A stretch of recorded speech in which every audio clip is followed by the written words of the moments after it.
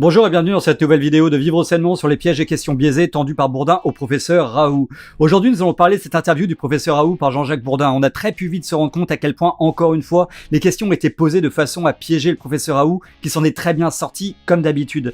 Bourdin était clairement au niveau sous-sol, alors que le professeur était dans sa forme habituelle. Bourdin devrait inviter Nabila bientôt pour se regonfler son ego après s'être déculotté en public. Je vous invite également à signer la pétition pour que Macron démissionne au plus tôt et à partager cette vidéo sur les réseaux sociaux pour éviter la censure. J'ai également ouvert une cagnotte en ligne pour tous ceux qui pourraient m'aider à rester indépendant. Allez, on commence tout de suite par une question de ce tartuffe du journalisme. Si retour de l'épidémie possible, vous dites, moi je ne fais pas de prévision. Je ne sais pas si l'épidémie va revenir, s'il y aura une deuxième vague ou pas de deuxième vague. D'ailleurs, tous les chercheurs, tous les médecins, tous les infectiologues disent à peu près la même chose. Vous l'avez remarqué, vous dites comme les autres. Les autres disent comme vous. Non mais franchement, il a eu un accident du cerveau, le Bourdin, ou quoi? Il voit pas que les autres médecins sont complètement à contre-courant. Le professeur Raoult va à gauche, les autres vont à droite. Le professeur Raoult s'en va au pôle Nord, les autres au pôle Sud. Et quand, comme toujours, la route du professeur Raoult est bien évidemment la bonne, et que ça devient trop visible, tout le monde soudainement dit comme lui, comme s'il n'avait jamais douté. Genre oui, maintenant je me souviens que c'était comme ça que je pensais. J'ai fait exactement l'inverse, mais c'était comme ça que je pensais. Je le jure sur la tête à Michael Jackson et Lady Diana. Si retour de l'épidémie, faudra-t-il reconfiner? Il y a des éléments dans le confinement qui, écoutez, c'est meilleur pour la société plutôt que les gens soient affolés.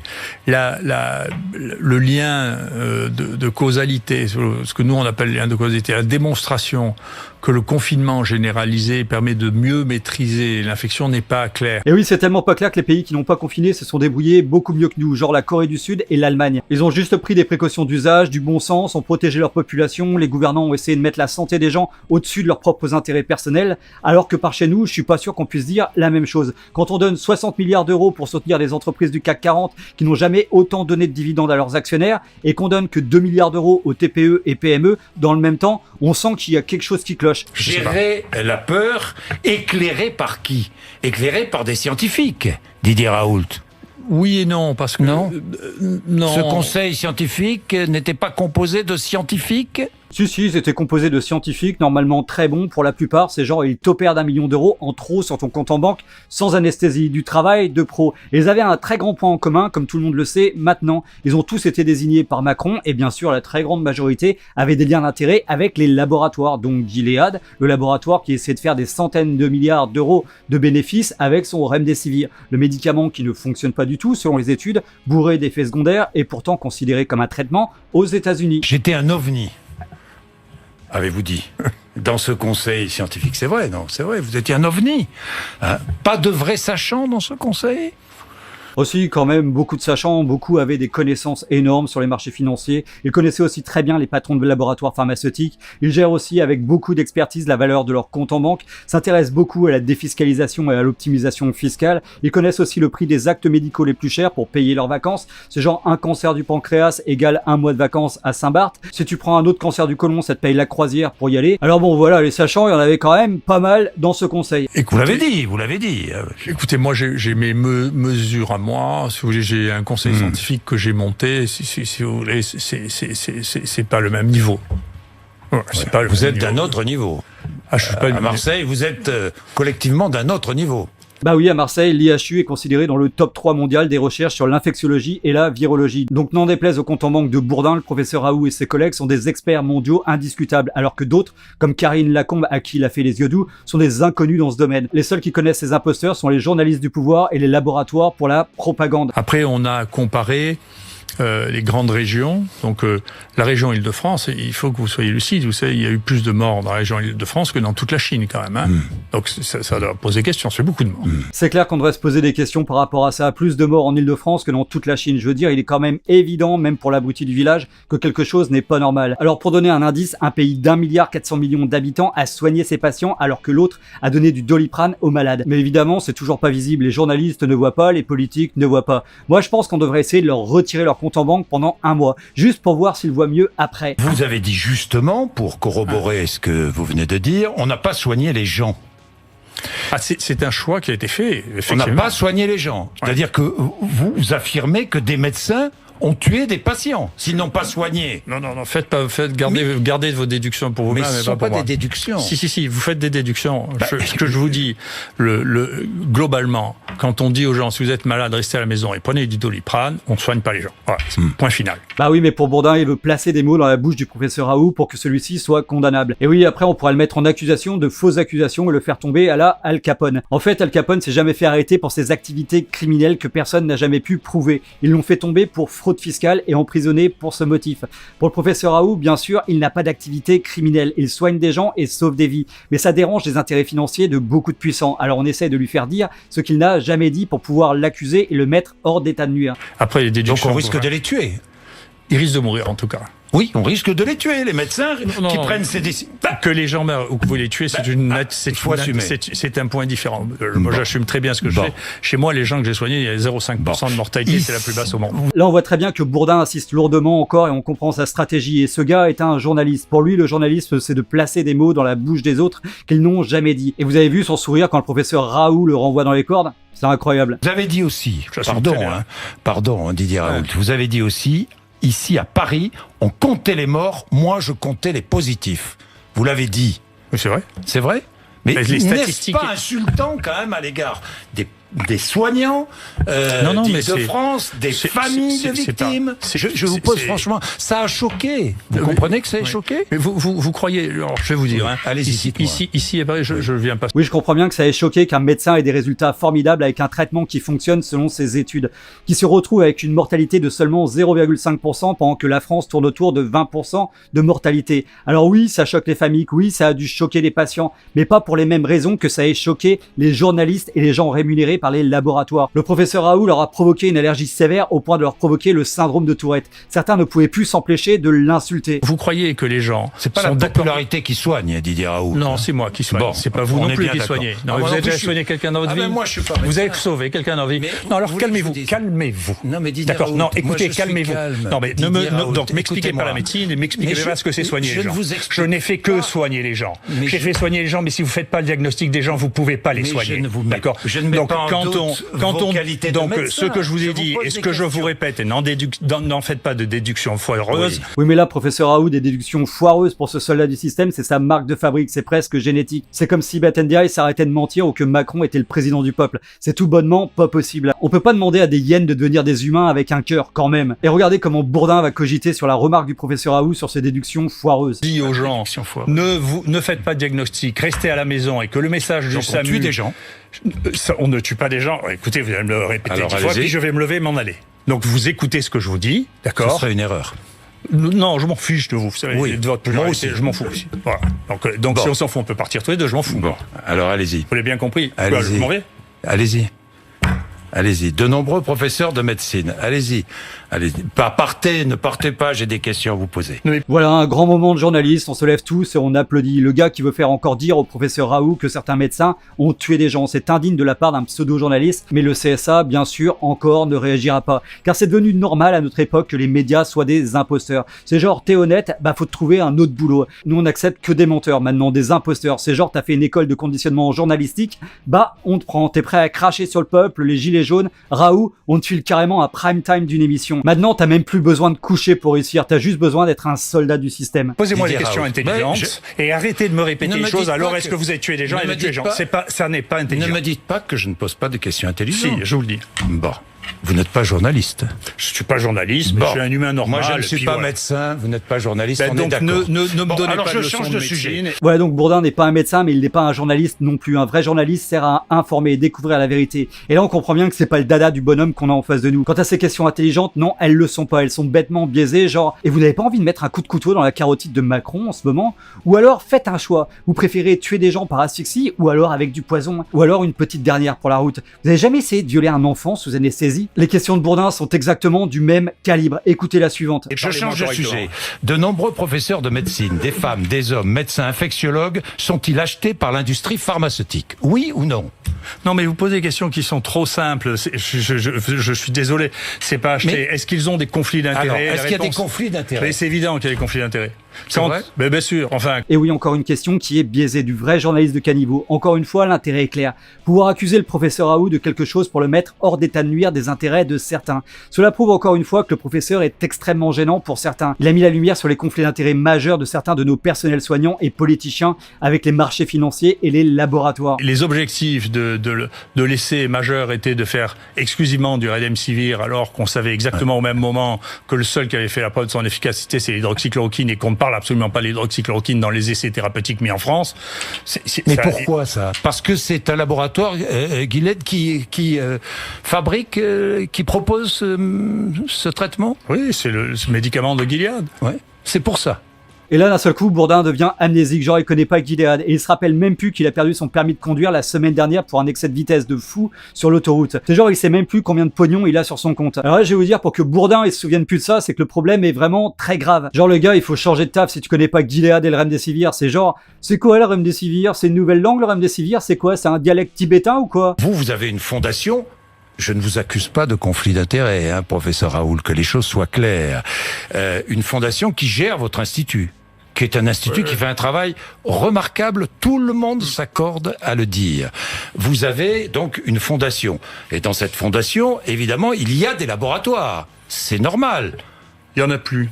Il n'y en a plus du tout aujourd'hui. Non. Et là encore, le Bourdin vient poser sa question en innocent, genre je veux pas vous accuser, je veux juste poser le doute chez les spectateurs. Le professeur Raoult a déjà répondu à cette question dans toutes les interviews, sur tous les médias, grand public, mais c'est pour mettre le doute. C'est genre comme si moi je disais, écoute-moi Bourdin, je veux pas t'accuser, que les choses soient claires, mais tu gagnes beaucoup de pognon pour désinformer les gens, poser des questions biaisées, t'es doux comme un agneau avec les membres du gouvernement et les soldats du système. Alors ma question, ne crois-tu pas qu'on pourrait penser que t'es un véreux ? Allez, on repasse au professeur Raoult qui parle des tests. Il y a une explosion du diagnostic moléculaire qui est absolument colossale.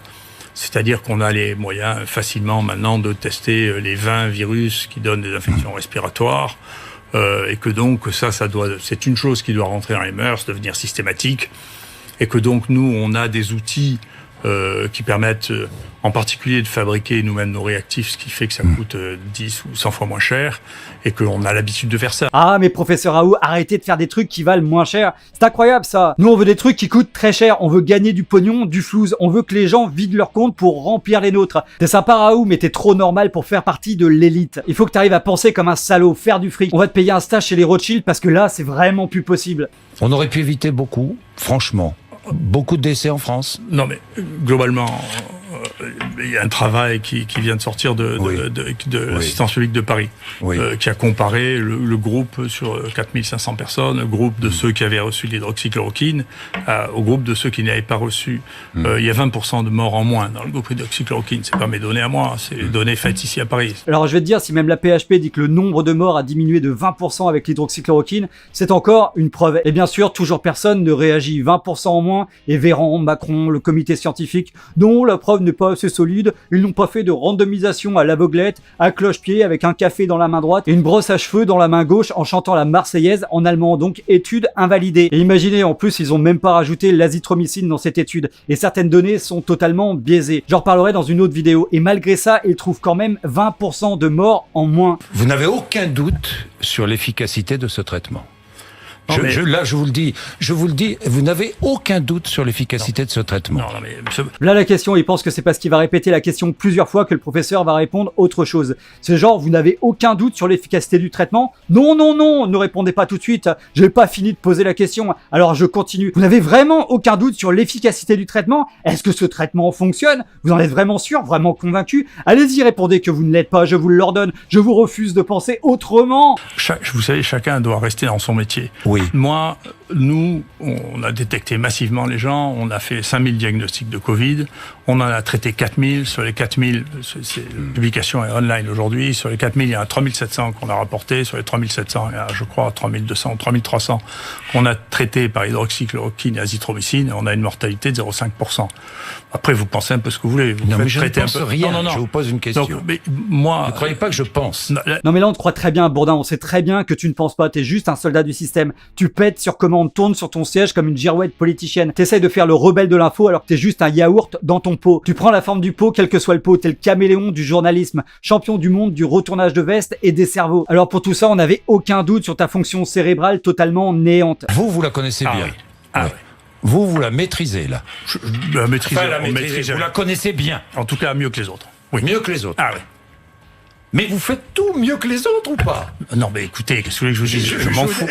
Non, Attendez, mais vous me dites, je fais mieux que les autres. j'ai une série mondiale, personne n'a ça. Personne n'a autant de données, personne n'a testé autant de gens, personne n'en a vu autant, et personne n'a les données que nous avons maintenant sur les séquelles dont vous n'avez même pas encore entendu parler. Donc oui, Si la j'ai réponse, entendu c'est oui. parler. Et oui, encore une fois, le professeur Raoult dit à ce speedé du volant une vérité. Ils ont traité la plus grosse série de patients dans le monde. Donc oui, il maîtrise son sujet et ça, c'est agaçant pour certains. On aimerait tellement le faire passer pour un charlatan. Et attendez, écoutez ce que va lui répondre le Bourdin qui commence à se faire dessus. Si La j'ai réponse, c'est entendu oui. parler des séquelles, malheureusement, à travers des témoignages d'auditeurs sur RMC, par exemple, comme ce matin. Un lapin.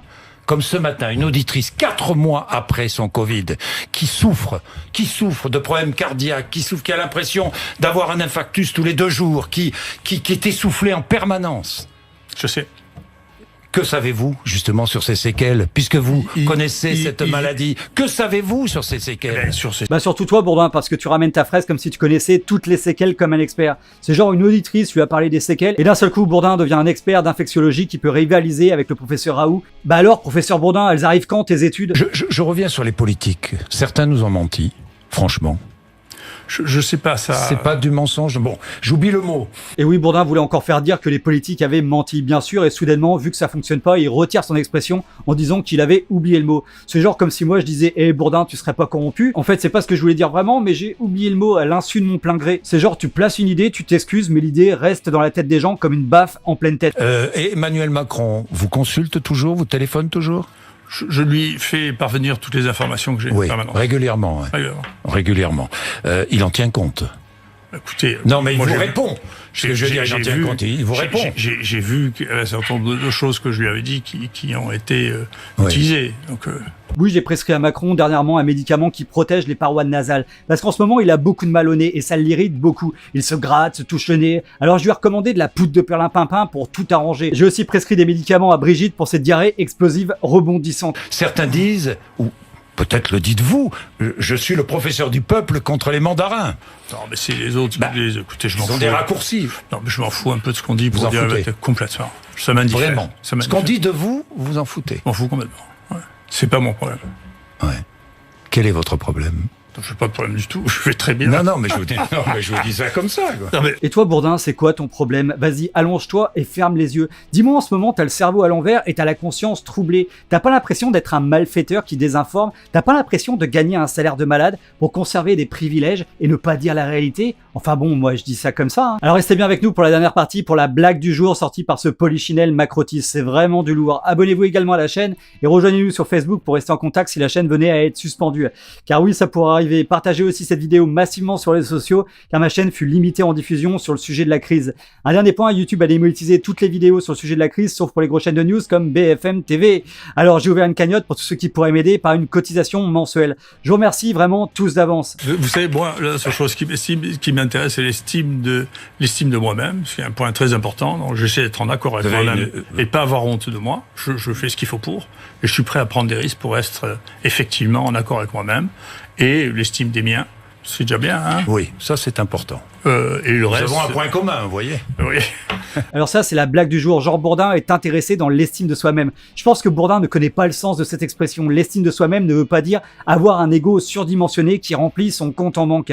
L'estime de soi est une valeur noble où on peut être fier de ses actions justes, de partage, de charité, de gentillesse, bref, de toutes les valeurs qui, je pense, sont étrangères aux soldats Bourdin. Mais vous avez vu Attendez. les politiques qui se sont écharpés à votre propos, vous avez vu ça? Vous avez vu les soutiens, ceux qui vous soutenaient, ceux qui vous... Non, mais je vais vous dire, Oui. moi, je ne crois pas que ce soit moi. Voilà, du tout. Voilà. Moi, je pense que je suis l'objet qui révèle quelque chose. C'est pas vous. C'est pas moi. Et oui, le professeur Raoult le dit justement, les attaques se portent sur le professeur Raoult car il dévoile quelque chose. C'est un lanceur d'alerte que l'on essaye de bâillonner. La polémique, ils essaient de la mettre sur le véhicule, le professeur, plutôt que sur le message de vraies infos scientifiques. Faut juste regarder les infos. On parle de la manière dont le professeur a répondu aux journalistes, en mettant bien l'accent dessus plutôt que de parler des vraies infos. Vous voyez bien ces Vous avez voté changements. Macron? Ça, c'est ma vie privée, ça ne Oui, me regarde mais pas. d'accord. Non. Je vous répondrai Et puis pas. à Marseille, Pour Ouais. qui allez-vous voter d'ailleurs? Parce que Ça vous regarde là, vous pas. êtes sollicité aussi à Marseille. Ça vous regarde pas. Et là, boum, boum, double crochet du droit dans la mâchoire, Bourdin se pète la dent en or. Le professeur se lance du haut des cordes avec sa technique appelée le coup de massue dans ta face. Et je crois que c'est une anesthésie générale pour Bourdin, pour notre plus grand bonheur. Oui, Ouais, la politique ne vous fascine pas particulièrement? Non, c'est pas mon métier. Je trouve que c'est extrêmement difficile. Vous n'en ferez jamais? Non. Jamais. Oh, écoutez, j'ai dû en faire, ça ferait longtemps. Je vais pas commencer à mon âge à changer le métier. Enfin, franchement, Oui. il y a un temps pour tout. Nous avons un point commun, là. C'est-à-dire, Que nous ne ferons jamais de politique, ni vous ni moi. Oui, sauf que la vraie différence, c'est que le professeur Raoult serait extrêmement populaire s'il se mettait à la politique. Alors que toi, Bourdin, on veut juste que tu prennes ta retraite et que tu ailles visiter le pôle Nord. On serait même prêt à t'offrir une cagnotte pour te payer un aller simple sur la banquise. Et vous, qu'en pensez-vous? Voilà, cette vidéo est terminée pour aujourd'hui. J'espère qu'elle vous a plu. Si c'est le cas, cliquez sur j'aime et partagez massivement sur les réseaux sociaux. Abonnez-vous à la chaîne si ce n'est pas encore fait et à très bientôt pour une prochaine vidéo sur Vivre Sainement.